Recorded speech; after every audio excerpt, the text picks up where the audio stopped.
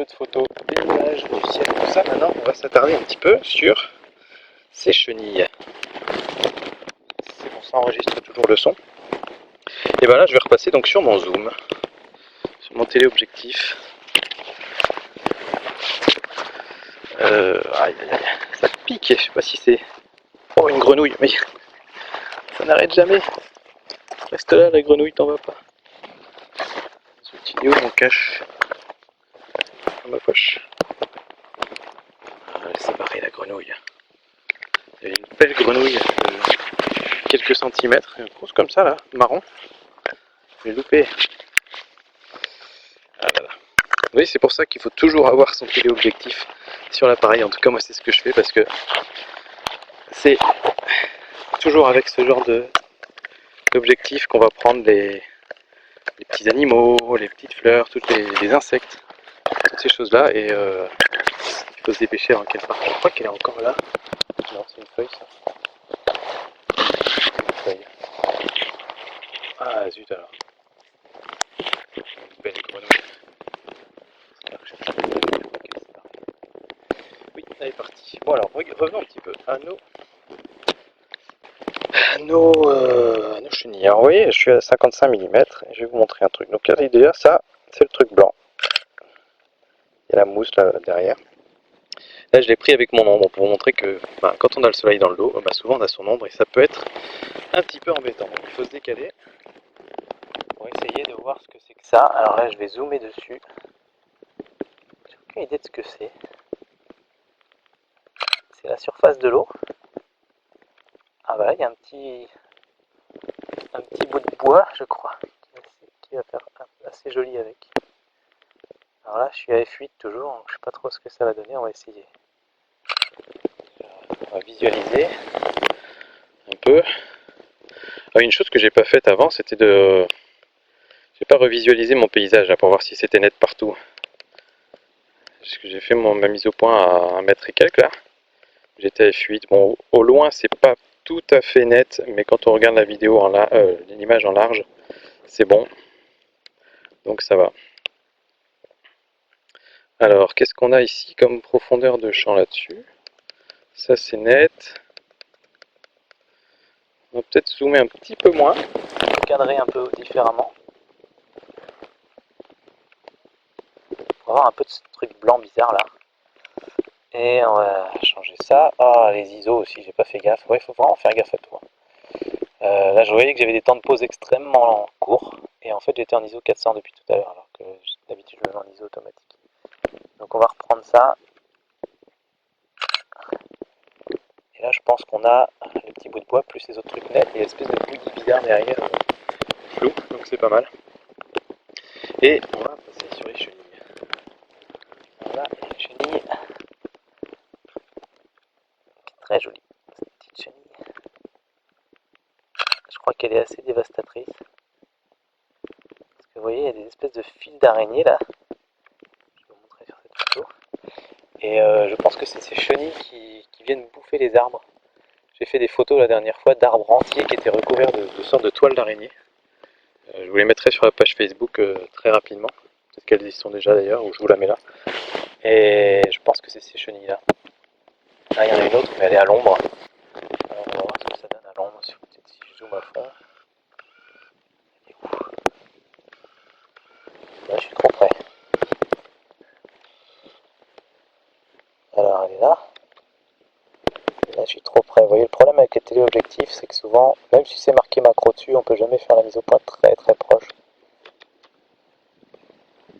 Bon, ça suffit quand même, hein. On voit ses poils. Ah, poils, la chenille. Bon, je pense que c'est pas mal. Et bon, on a fait déjà des petites fleurs bleues. Elles sont toutes bêtes ces fleurs, mais je les trouve toujours très jolies. On va voir ce que ça donne. Je n'arrive pas à faire la mise au point, je suis trop près encore.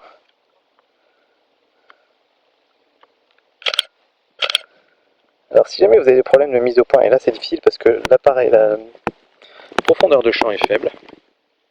Est-ce que j'ai pas cramé mon truc derrière moi? Si, c'est complètement cramé dans mes fleurs. Donc on va baisser ça. La profondeur de champ est assez faible. Et comme il y a du vent et que vous bougez aussi, l'astuce ça peut être de garder la mise au point à un endroit et que vous faites un mode rafale, vous avancez un petit peu, vous reculez un petit peu. Vous en faites tout plein. Je vais recadrer un peu mieux. Et dans le tas, il y a de bonnes chances que vous en ayez une bonne. Voilà, bon, je pense qu'on a fait un petit peu le tour par ici. Les fleurs, on va les prendre. On va essayer de prendre le type qui est en train de faire bronzette là-bas. Je vais remettre mon... Là, je vais vraiment faire le pervers d'Arnaud Thierry. Attention, vous êtes prêts? On va essayer de prendre le mec torse-poil qui est en train de se bronzer au soleil. En étant plutôt discret. Comme si on prenait en photo quelque chose sur le lac.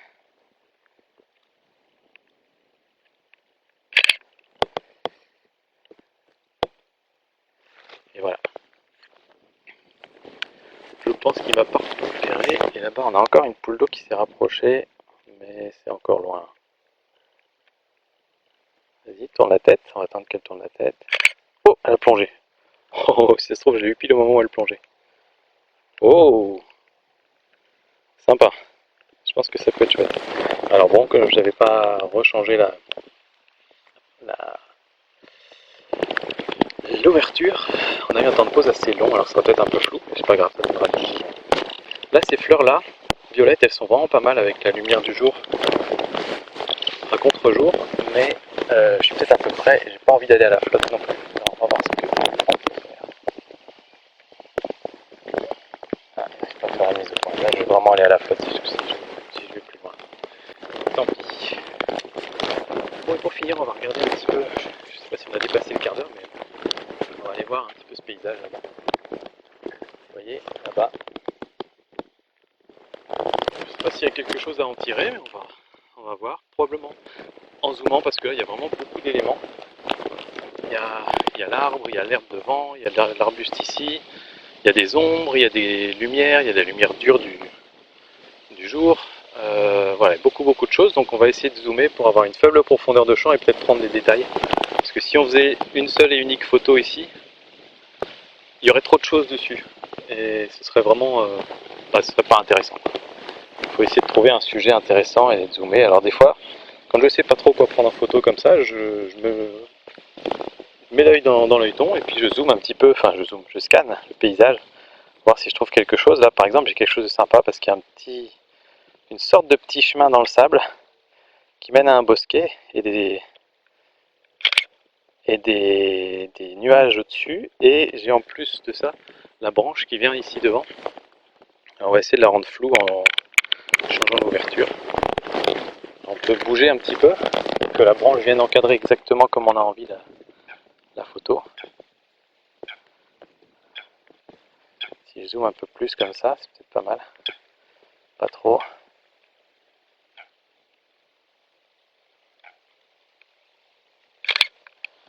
Voilà, je crois que c'est bien. Alors, je suis trop sombre parce que j'ai pas rechangé ma compensation d'exposition. Il faut vraiment penser à tout. Dès qu'on change un truc, il ne faut pas oublier de le rechanger après. Ou alors, on fait plusieurs fois la photo. Il faut toujours revérifier sur son écran pour être sûr qu'on n'a pas oublié un détail. Je vérifie que c'est pas cramé. C'est très bien. L'histogramme est bon.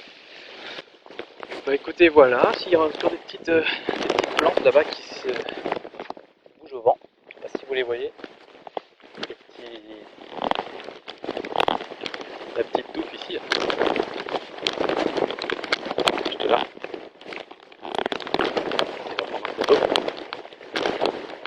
Comme d'habitude, téléobjectif pour essayer d'isoler le sujet. Là, je peux choisir le fond, c'est-à-dire que je peux tourner autour. Et là, j'ai un fond avec de l'herbe et des arbustes qui va se mélanger un petit peu avec la couleur verte de ma plante. Et si je tourne comme ça, je vais avoir un fond qui sera le chemin de sable. Et là, ça peut commencer à être beaucoup plus intéressant. Je vais me mettre au-dessus ici, voilà, pour que ce soit vraiment, ça se détache du fond, quoi. Alors, on va voir ce que ça donne. Alors là, je zoome pas à fond parce que j'ai pas assez de, je suis trop près en fait. Je centre un petit peu mon sujet parce que tout est assez symétrique en fait dans cette photo. Donc là, j'ai envie de le centrer. J'ai pas vraiment envie de respecter la règle des tiers. On va essayer. Voilà, je pense que c'est sympa ça. On verra bien ce que ça donne. Et bah écoutez, c'est tout pour maintenant et puis on va se retrouver sur l'ordinateur. Et nous voilà dans Lightroom pour faire la retouche de la photo que j'ai préférée. Alors il nous reste ces 4 photos là pour la deuxième partie de la séance. La chenille, les petites fleurs bleues, la poule d'eau, qui est marrante parce qu'en fait on voit qu'elle plonge, elle met la tête dans l'eau et on a même l'effet de peau sur ses pattes, c'est rigolo. Et cette petite plante là, moi je pense qu'on va retoucher cette plante là, si vous êtes d'accord, puis si vous n'êtes pas d'accord, et ben c'est le même prix. On va passer donc dans le développement, et la première chose qui me frappe sur cette photo, c'est qu'elle elle est assez fade niveau couleur. Donc ce que je vais tenter tout de suite, c'est de voir s'il y a du potentiel en couleur. Et donc on va jouer direct sur la vibrance, volontairement fort hein, pour voir un petit peu ce que ça donne, ou la saturation. Et je vois que honnêtement, je pense que je vais préférer l'éditer en noir et blanc cette photo là, notamment parce que ce qui compte ici c'est la forme, le dessin, plus que les couleurs. Et voilà, on va jouer sur la forme, on va voir un petit peu ce que ça donne. Quand je vois la photo, je me dis que c'est presque dommage que ici ce soit pas plus blanc. Disons que si j'étais photographe professionnel et que j'avais passé 1 heure pour prendre cette photo, j'aurais été arraché tous les bouts d'herbe là-bas derrière pour que ce soit bien, que ça se détache bien de l'arrière-plan, mais bon, voilà, on va pas chipoter non plus. Donc on va faire ça, on va le passer en noir et blanc. Donc on le passe en noir et blanc ici. Ce que j'aime bien faire en fait en général en noir et blanc, c'est d'aller dans les paramètres prédéfinis ici, paramètres de filtre noir et blanc, et là en fait on a différents filtres et je trouve que c'est des bons points de départ.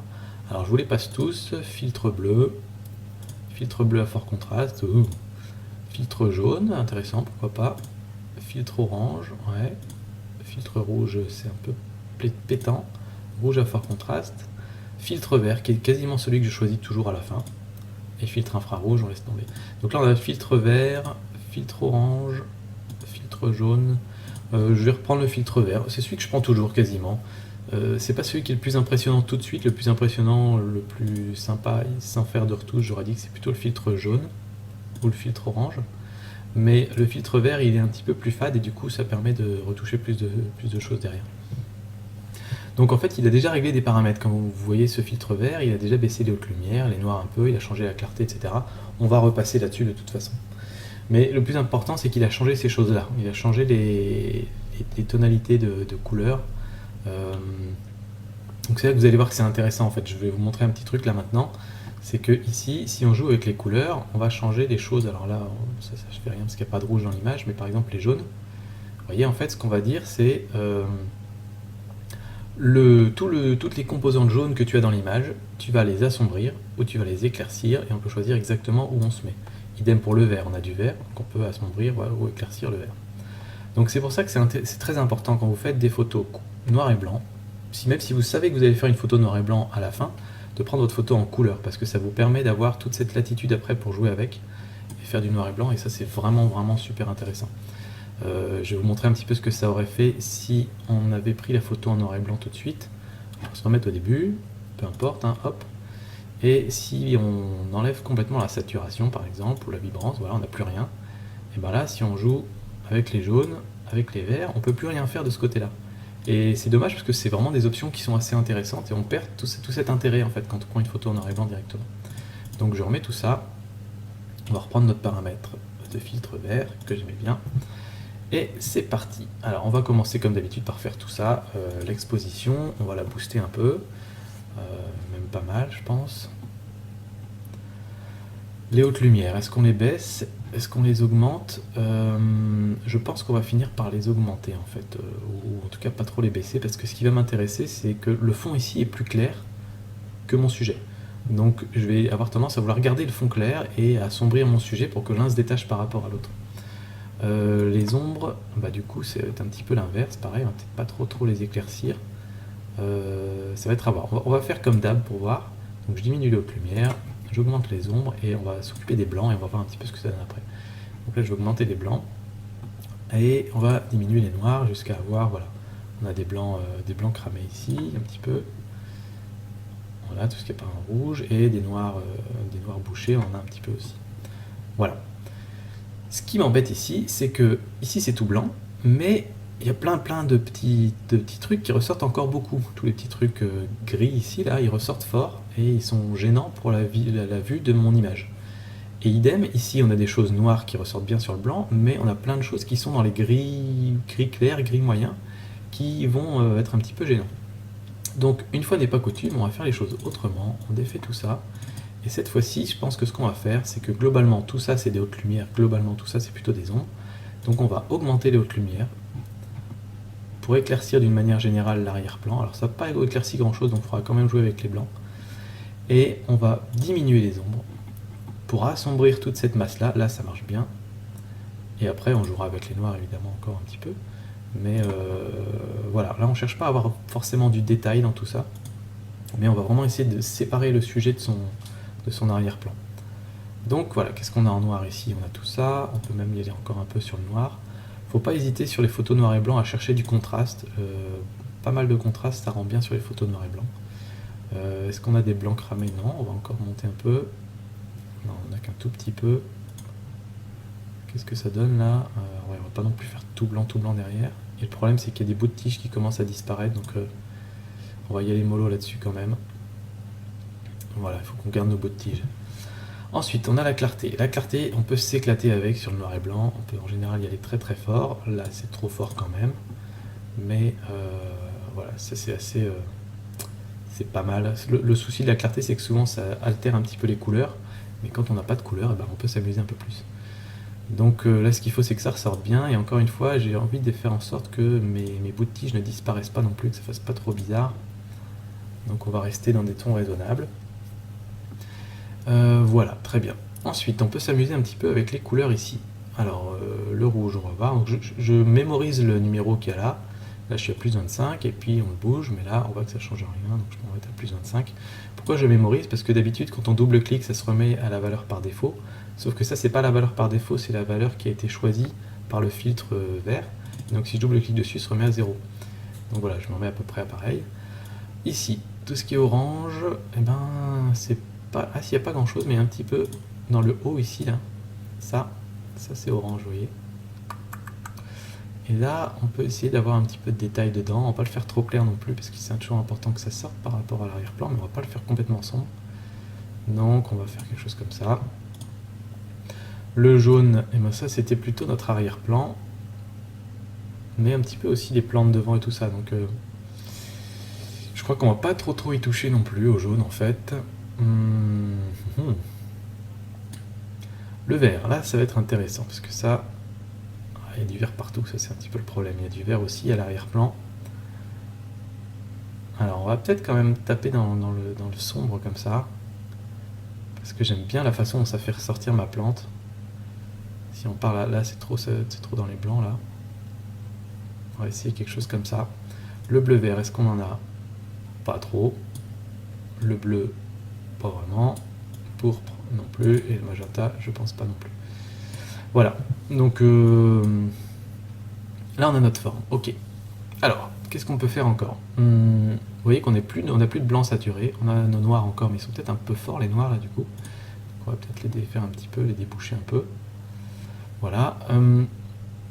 Je pense qu'on va recadrer. On n'a pas recadré encore. J'aime pas trop tout le... Il y a plein de trucs en bas, là. C'est un petit peu trop perturbant. Donc, on va s'en débarrasser un peu.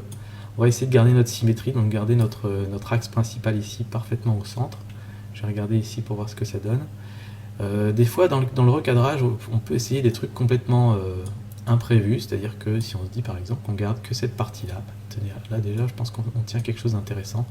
À la base, moi quand j'ai pris ma photo, je voulais garder jusqu'au bas de la touffe comme ça, parce que j'aimais bien cet éventail là de petites piques.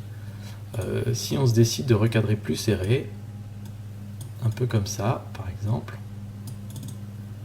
ça peut donner quelque chose d'intéressant aussi. C'est une photo tout à fait différente, mais c'est aussi intéressant. Alors bon, je pense quand même que je préfère l'autre. On va étendre un petit peu entre les deux pour voir. Ça fait un petit bouquet, mais je préfère quand même un petit peu plus large jusqu'au pied de notre touffe là, on va dire. On va appeler ça comme ça. Mais au moins, ici, on va se débarrasser de tout ce qui était perturbant en bas là. Voilà, ça c'est pas mal. Là, on a un beau bouquet, un petit peu feu d'artifice, c'était c'était le thème il n'y a pas longtemps avec le 14 juillet. Ici j'ai un petit point noir qui me dérange, qui ressort beaucoup trop, donc j'utilise mon outil de suppression des défauts. Je clique dessus et là on va faire corriger. Et voilà, il n'est plus là. Alors il y en a un petit là aussi qui m'embête. Hop, parce qu'il est juste au bout d'une tige. Voilà, je le vire. Donc voilà, là on a quelque chose de pas mal. Qu'est-ce qu'on peut faire d'autre? On va jouer sur la netteté maintenant. Donc là, on va l'augmenter. Alors voilà. Alors là, vous voyez, il n'a pas mis par défaut les plus 60 comme avant parce que je suis passé dans les paramètres prédéfinis de Lightroom pour le vert, pour le filtre vert, et donc il a remis par défaut son truc. Et le masquage, là, ça va être très important parce qu'on va essayer de ne pas augmenter la netteté de tout ce qu'il y a derrière. Et vraiment, c'est que les contours qui nous intéressent. Vous voyez, je suis à 100 et on a vraiment que les contours là. Donc on peut y aller quasiment à fond. Ouais, 87, ça devrait être pas mal pour augmenter la netteté des contours ici, mais ne pas trop augmenter les formes bizarres derrière. Là ici, je vois qu'il y a un petit poil qui est un petit peu gênant pour la photo. On va essayer de s'en débarrasser aussi. Hop, grossièrement. Voilà, je pense que ce sera mieux comme ça. Voilà. Bon, ça c'est plutôt pas mal. Petite chose, j'ai pas joué sur le contraste encore. On va voir un petit peu si on diminue le contraste. Est-ce qu'on a le même effet que ce que je vous avais dit la fois dernière? Est-ce qu'on récupère un petit peu de finesse? J'ai l'impression que oui. Et ça fait aussi... ça diminue la prédominance de l'arrière-plan. Vous voyez ici, l'arrière-plan il est encore assez fort. Quand on fait ça, il perd de sa force. Et donc c'est pas mal. Donc je vais baisser comme ça, à moins 28, quelque chose comme ça. Non, pas moins 28, c'est atteinte.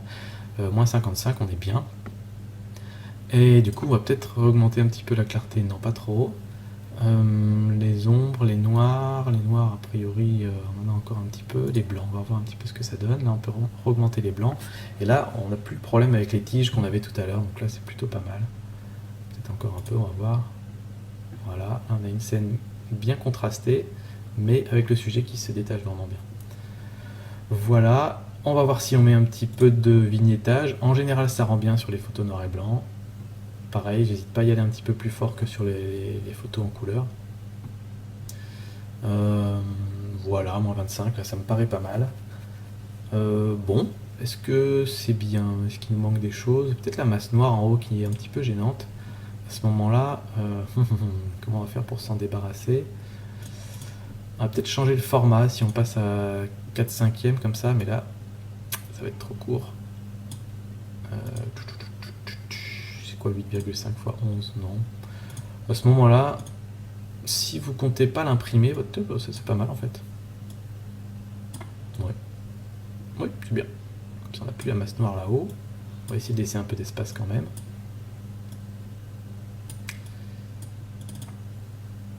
Voilà. Je sais pas si j'aime mieux en fait. On était comment avant? Avant, on était comme ça. Je mets bien avec de l'espace quand même par-dessus. Non, on va le laisser comme ça avec le noir.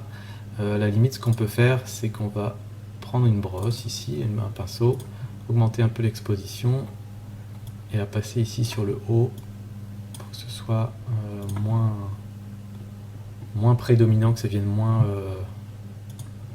voler l'attention, voler la vedette à notre plante. Voilà, on va faire quelque chose comme ça, c'est pas trop mal. Ok, bon là je suis content avec ma photo, on va la garder comme ça. Est-ce qu'il y a d'autres choses à revoir? L'exposition, contraste, tout ça c'est fait. On va voir un petit peu l'avant-après. Alors on va faire l'avant-après avec, une fois qu'on a mis le filtre noir et blanc. Alors il était où? Ici. Donc ça c'était avec notre filtre vert. Et à la fin, une fois qu'on a réglé tout le reste, voilà, ça ressort beaucoup plus quoi. Et l'avant-après, avant on était comme ça, à la fin de la photo on est comme ça. Voilà, je suis satisfait de cette photo. Je pense que c'est pas une de mes favorites. J'ai des photos bien mieux que ça, y compris en noir et blanc. Mais je crois que c'est le mieux que je pouvais faire avec cette photo-là. Voilà, dites-moi un petit peu ce que vous en pensez. Et puis, moi je vous dis à très bientôt pour une autre vidéo. Allez, ciao!